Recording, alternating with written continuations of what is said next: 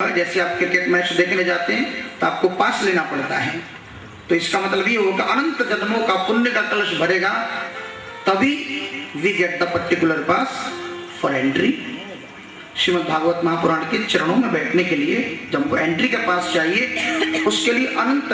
अभी आप बोलेंगे कि भागवत का क्या फल है, तो हम तो पहले ही इतना पुण्य करके आए गुरु जी, तो इसका मतलब पहले इतना पुण्य करे आए कि अभी हमको भागवत में एंट्री मिल गई, तो भागवत सुन के क्या मिलेगा? खबरदार, भागवत सुन के संसार का कोई वस्तु नहीं मिलता। बोलो जय श्री कृष्ण। भागवत का फल क्या है? तो मैं ये बोलता हूं भागवत का फल भागवत ही है। बोलो जय श्री कृष्ण, इसका और कोई दूसरा फल नहीं है। What is Bhagavat? भागवत क्या है? तो कहता है भगवत सेदम। देखो भागवत का सार क्या है, भागवत क्या है?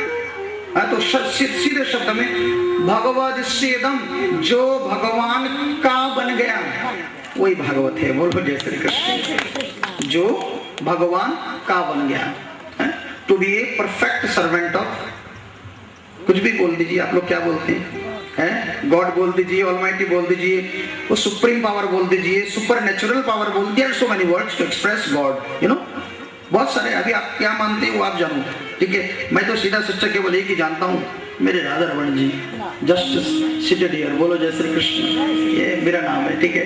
अभी आप कुछ भी नाम ले सकता है, वो कृष्ण बोलिए, उसको द्वारिकाधीश बोलिए, ठीक है ना? हम लोग जब उसको माखन खिलाते थे ना, मक्खन खिलाते थे बचपन में, अरे ओ कनवा, कान्हा, यशोदा बुलाती थी कान्हा, ठीक है? अभी उधर से भाग के आ गया आपके घर में रहने के लिए, अभी आप लोगों ने 56 भोग खिलाया, अभी बन गया राजा, तो आप लोग क्या बोलते हैं? द्वारिकाधीश महाराज। तो आप बोलो द्वारिकाधीश, मैं बोलो माखन चोर, बात एक ही है। बोलो जैसे कोई डिफरेंस नहीं, ओके? अभी आप उसको द्वारिकाधीश बोलो, ठीक है? अभी देखो कोई आदमी, जैसे आपका बालक है ना, बड़ा हो गया अभी, तो बचपन में हो सकता है चुरा के कुछ खाया हो, है ना? तो सबके लिए तो वो ऑफिसर होगा, बड़ा बेटा है, पर आपको पता है कि ये तो बचपन में चुरा चुरा के दूध का मलाई खाता था, है? मेरे को सब पता है। तो ऐसे ही जिस प्रकार पिता को अपने पुत्र का सब पता है, उसी प्रकार हम ब्रजवासियों को इस राजा का सब पता है। बोलो जय श्री कृष्ण। हमको पता है कि तू इधर द्वारिका में के राजा कहलाता है, पर तू हमारे घर का चोर है, माखन चोर।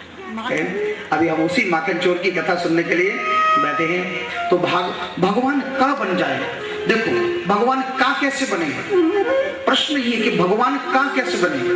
हम लोग भगवान का सेवक कैसे बनेंगे?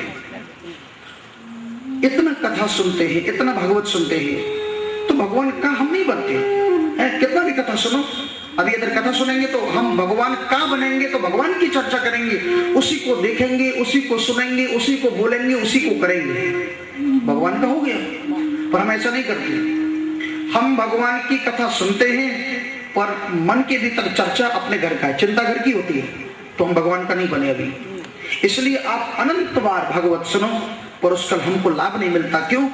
क्योंकि हम भगवान को तन भले ही देते हैं, धन भी दे देते हैं, पर अपना अनमोल मन वो समर्पण नहीं करते। वो कैसे समर्पण करें भगवान को? भगवान का कैसे करे? उसका हो गया। उसी प्रकार भागवत सुनने के बाद जिसको संसार का भोग अच्छा नहीं लगता है, समझना चाहिए कि हाँ अभी धीरे धीरे उसका हो रहा है। बोलो जय श्री कृष्ण, है वो भगवान का हो रहा है। और जिसको भी भागवत की कथा सुनने के बाद भी संसार का भोग अच्छा लगता हो, वो समझ लेना चाहिए अभी तुम कितना भी कथा सुनो, अभी तुम भगवान का नहीं बनने। हाँ प्रैक्टिस करो, हो सकता है बनोगे।